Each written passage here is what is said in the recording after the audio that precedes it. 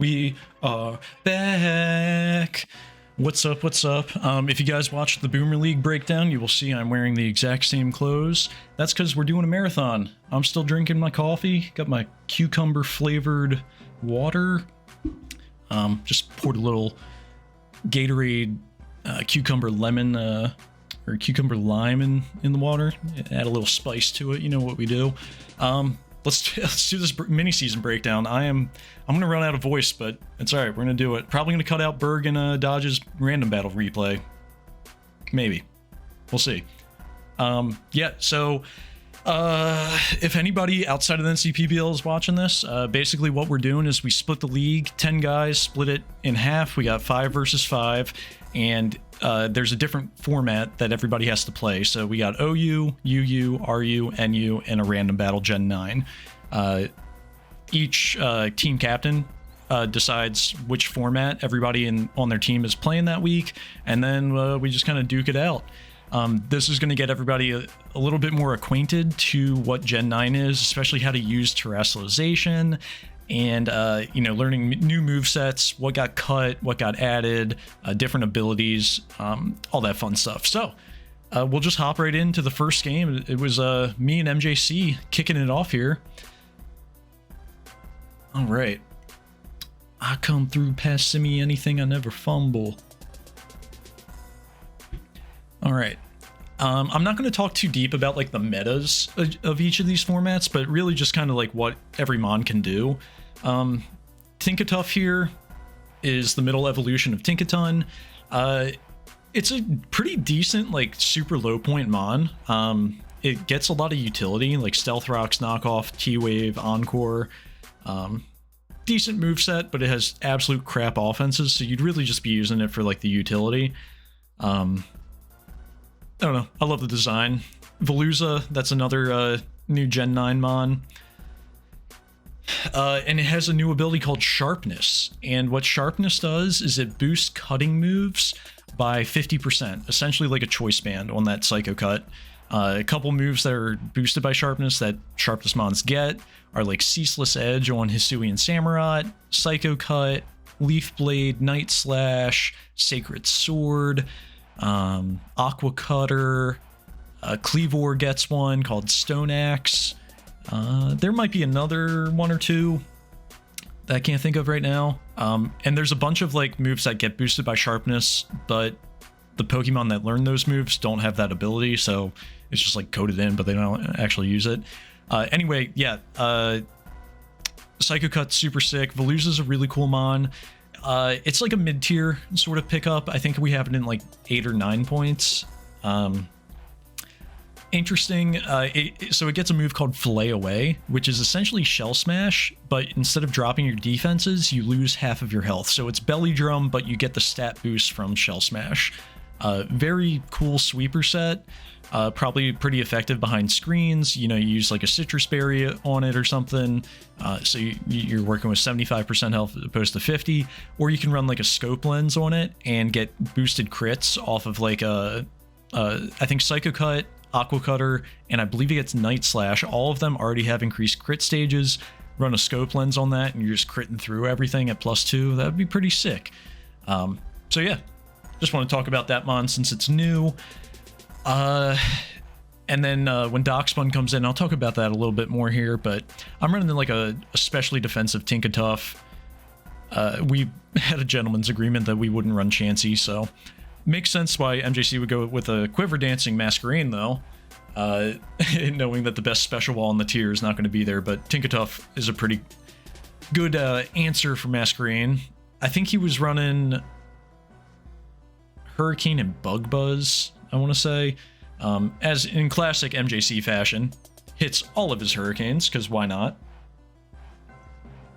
But Tinkatuff, my goth girlfriend, hitting Rock Slide through Para and Confusion. What a legend. Dodging the Heat Wave after. Yeah, that was a pretty... I'm on some sort of hot streak right now with my luck. I really can't complain. I'm doing all right. Yeah, getting the T-Wave off there and hitting my T-Wave, I'll take it. I'm chilling.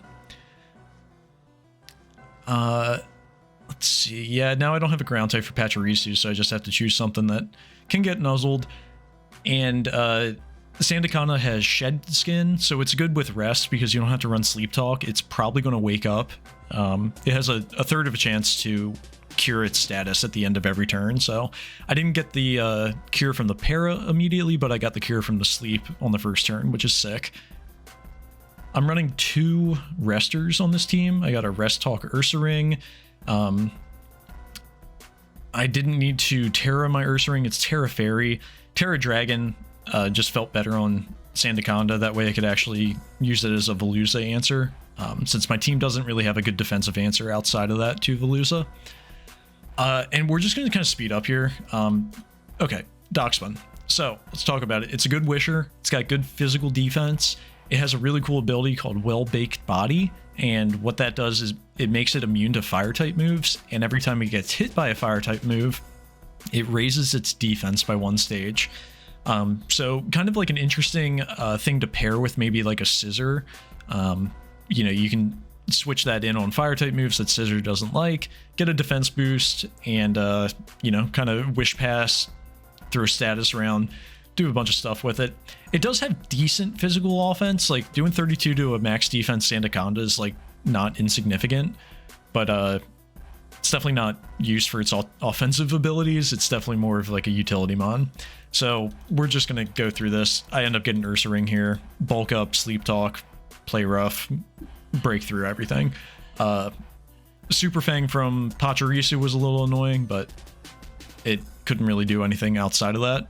You know, Discharge and Nuzzle, we're not doing anything to an Eviolate.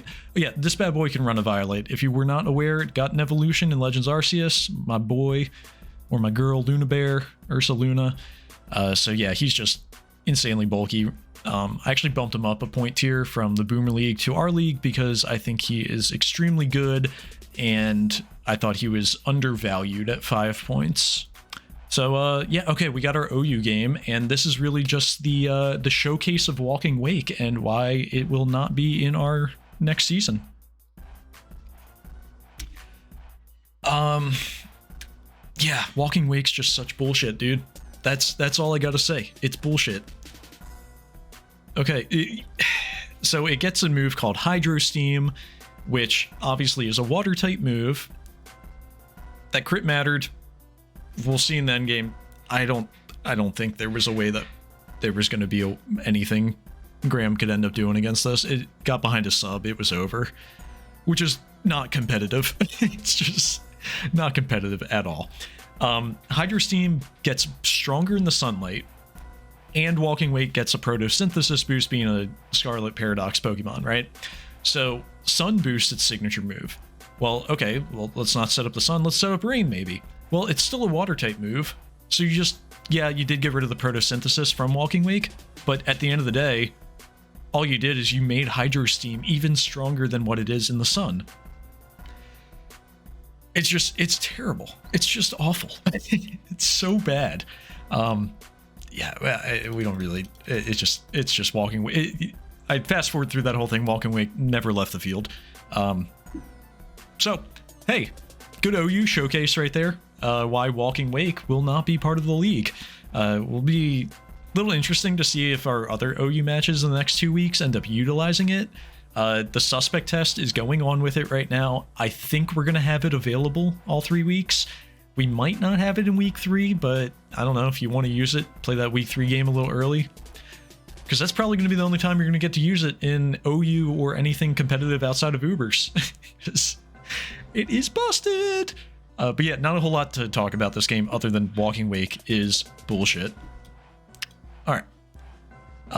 E versus Joe. I did not get to watch this game live, and I think there were a couple interesting things that happened here.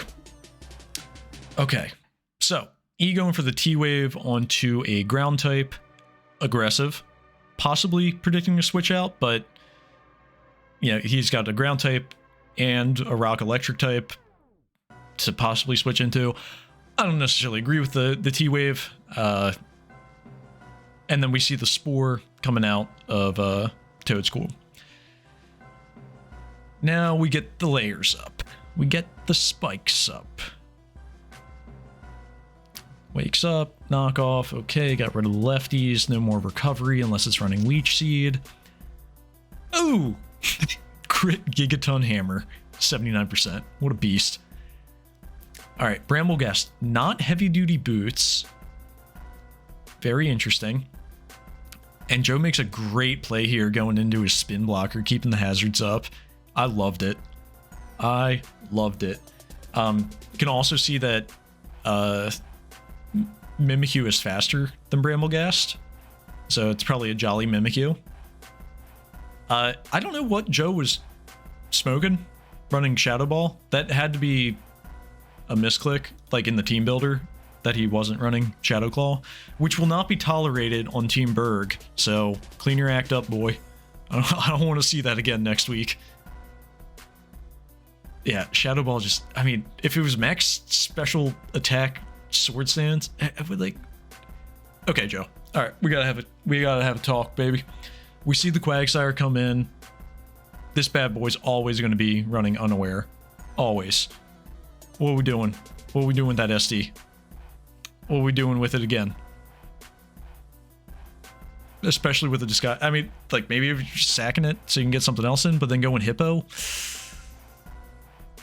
So Joe got way ahead, but I mean, that he's still, you know, pretty high up on Mons, of course, and he's running boots on some stuff. So the phasing from Whirlwind actually isn't too important, which kind of sucks. One thing with Toadscruel setting up all that stuff, I want to say Mycelium Might, it ignores the... So what it does is it ignores like the abilities of opposing Pokemon, which means you can click Spore into something that, like a Goldango that has good as gold. I want to say Mycelium Might also prevents Magic Bounce Espeon from working, so you would be able to set up hazards in front of a Magic Bouncer. If I was E, and I mean, maybe he knew what Mycelium Might did and knew he shouldn't go Espeon. However, I would have probably just tested it and see if I could have sent a Spike back or not.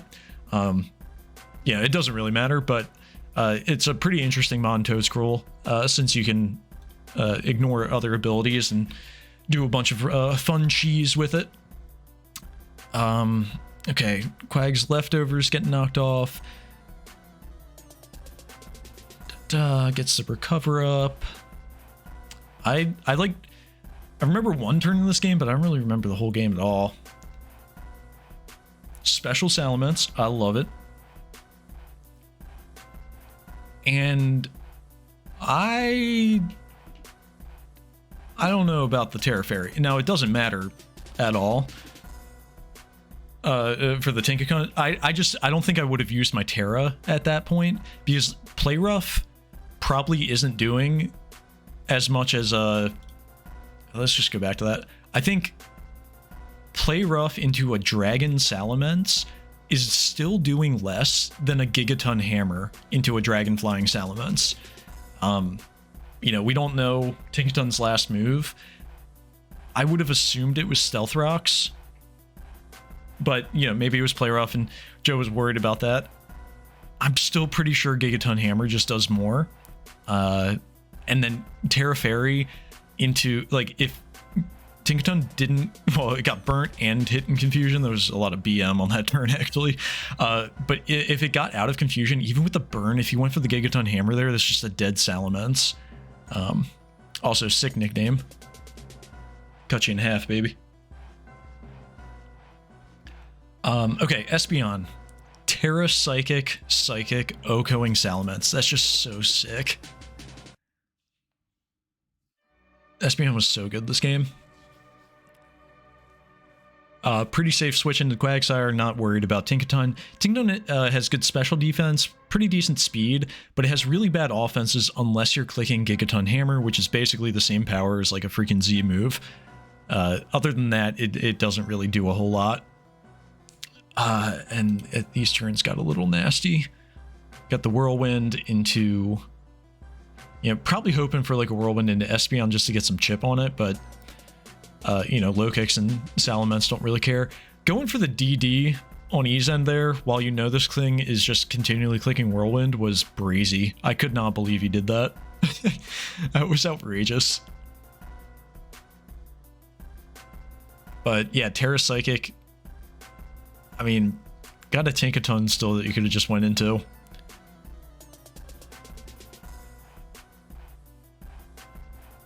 I think really at the end of the day, it was the losing Hippowdon. Hippowdon probably could have won the game. It would have gotten close with the slack offs and everything, but not switching out of Hippowdon for Tankaton on the Espeon kind of just sealed it. Oh, another thing with Gigaton Hammer, you can only click it, you can't click it twice in a row. So it's not like a Hyper Beam where you have to recharge. You can still click another move on the next turn, but Gigaton Hammer itself has a recharge turn.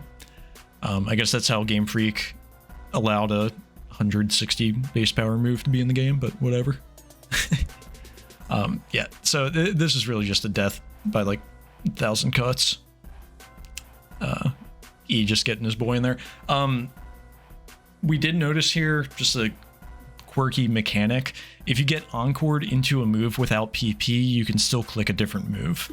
So you don't actually struggle. I thought that was interesting. I thought E was psychotic for staying in, because I thought if you got encored into that move, you would end up struggling.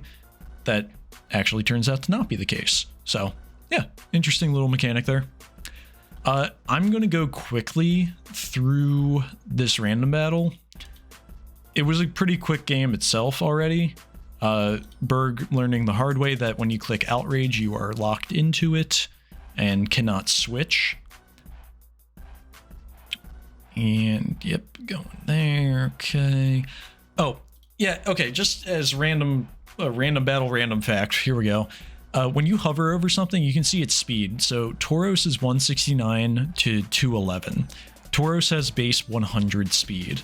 Gyarados, 132 to 174. It's also 3 levels lower. So there's like multiple calculations that have to kind of occur for like the speed tiers and everything. But Gyarados, the gap between what, base 81 speed and base 100 speed, whatever that is at level 100, is magnified in this because Gyarados is valued higher than Tauros, so it's a lower level. So that base 81 speed now becomes, you know, maybe base 76 relative to a level 82 base 100. I can't think, because I don't play enough random battles, but I can't think of a situation where there's something that is, you know, a lower level, but then still outspeeding something, but they should have had the same speed tier, right? I can't exactly think of an example like that. But I'm sure there is, and that just make sure you're hovering over to see what sort of speed everything is. Actually, 174. You know, we're gonna do a quick little search here on Showdown. Team builder. Let me okay, NetDex. Oh, I don't want to mess with that. Let me just go to I'm choking in real time. Okay, anything goes. Rayquaza is base 95 speed. And Gyarados, base 81, like I said. Okay, so that would be like, at level 100, this goes up to 226, and this goes up to 198. If I hover over Rayquaza, we see that goes 141 to 179. Gyarados, however, is 132 to 174, right? So that's only a 5-point speed difference. Rayquaza is still faster, but it has 14 higher base speed. Yeah. You guys can't see that, sorry.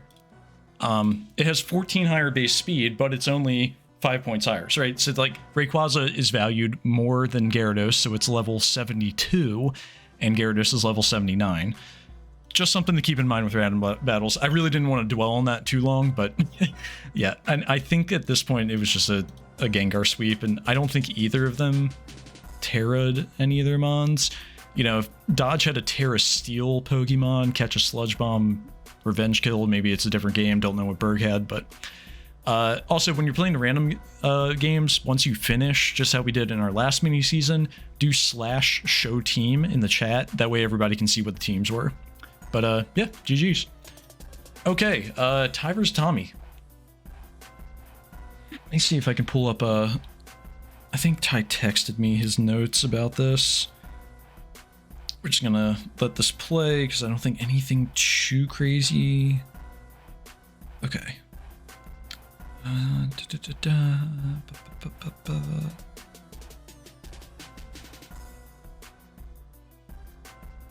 Okay. All right. Yeah. So we see that Heracross gets Trailblaze now. It's a new move. It's like grass type flame charge. Really cool on Heracross, especially because you can just use Guts to boost his offenses on the same turn. And, you know, this is essentially like a Dragon Danced up Heracross, which is crazy. But we can see here, Primeape is an annoying POS.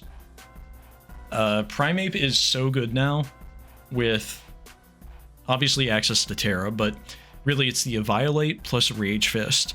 What Rage Fist does, this is the signature move of Annihilate, but Primeape has access to it too. It's a 50 base power ghost move, physical, that boosts by 50 base power every time you take an attack. Whether that's physical or special, you get boosted up. So we see that Heracross hit him with a Trailblaze, a Facade, a Facade. So 50, 100, 150, 200. That's now a 200 base power Rage Fist. And that stack never goes away. If Primeape switches out and comes back in, it can click Rage Fist with 200 base power again, which is just crazy. So yeah, we see the Defiant boost. That was a bulky Primeape, so it's not going to be faster than the Arcanine. It's going to die to the Flare Blitz, so he switches into his 4x resist Tatsugiri. And yeah, Ty really just got a ton of momentum this game. That was kind of what this boiled down to.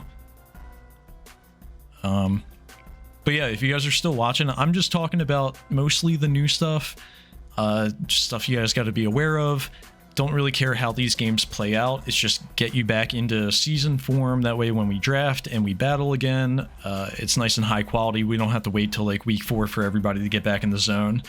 Really want to make this fluid and get everybody back together right before the draft. So, but yeah, appreciate everybody playing their games. Tom and Ty were traveling over the weekend, so they had to play it a little bit later. That's why the breakdown's coming out today, opposed to earlier in the week, but we get her done. You know what it is. Snowscape. Oh, yeah, that's a new mechanic. There's no more hail in Gen 9, so it is called Snow now. And what it does is it no longer takes damage away from non-ice types, but it boosts ice type Pokemon's defense stat by 50%. Same thing that Sand does with rock type Pokemon with their special defense. Ice now get that as a buff. So that's pretty cool. It makes it more viable to run like a snow-based team since you're not harming your own Pokemon. If you wanted to run Hail previously, you can't really run a Focus Sash with anybody. You can still run Focus Sashes with the Snow team because you're not bopping yourself. So yeah, that's an interesting little thing here. I'm going to wait for Titan to get on in here and talk about that, and then I guess I'll talk a little bit about Tatsugiri. In singles, it's not that great, but it has really good special attack, and it actually has decent support moves like Taunt, Rapid Spin. I can't actually think of another one after that, but Taunt and Rapid Spin are pretty good. And Tatsugiri can kind of like set up for itself with Rapid Spin too. You know, you run it offensively, you get a Rapid Spin up. It already has good special attack. You can drop some Dracos on some stuff. Classic Goodra doing Goodra things. Just AV'd out the butt. Okay, so Titan. This bad boy is super cool. It gets Thick Fat, Slush Rush, and Sheer Force. So 3 really useful abilities. Generally, Slush Rush is what you see the most, but you could run it bulky with Thick Fat. It has a crazy high HP stat, like base 170. You know, like that's nearly like Chansey levels. It has Belly Drum, So generally the most common set you see on it is Belly Drum plus like Ice Shard, Icicle Crash, and Earthquake. But it has like Liquidation, Play Rough, Superpower, pretty decent coverage. It's not perfect, but it's pretty great. Really, Ice and Ground is all you need. That's why you get to run like Ice Shard with it. But yeah, it's a really good Belly Drum user, especially if you get it under Snow, double its speed. You don't even have to click Ice Shard. You can just bop stuff with Icicle Crash or Earthquake or whatever. Yeah, really cool Terra option as well. You know, you don't even have to run it with Snow because you can go like Terra Water. It has Liquidation. You know, maybe you really need like a good fire or ice type switch in 1 week, run Terra Water with Thick Fat, and now you just wall. So yeah, so Titan's a really cool mon. And really at this point, I think it's the beginning of the end. It looks like it's just a Tatsugiri kind of cleanup. Yeah. Okay. And the last new mon I want to talk about is Flamigo. It gets Scrappy, Close Combat, and Brave Bird. What else do you need, right? Throw a band on it, throw a scarf on it. You got a pretty good mon right there. I think it has U-turn too. I can't remember. Yeah, don't know a whole lot about it, but Scrappy with a fighting type. It's not the fastest, but it does hit pretty hard. And essentially, you know, with Scrappy, you don't actually have a switch into CC. So pretty cool choice locked Pokemon if you want to run Band or Scarf on it. But boys, that is it. Man, I've been talking for way too freaking long. Let's end this thing. Yeah, hey, thanks for showing up for the mini season. Let's keep it rolling for week 2. And you know me, I'm excited for the draft. I think everybody else is kind of itching as well. It's gonna be cool doing the new format with the points. I'm excited to see how you guys do with that. I struggled with it when I did it with the Boomer League, so I think the grace period's gonna be pretty useful. But yeah, all right, boys, I'll catch you around. Peace.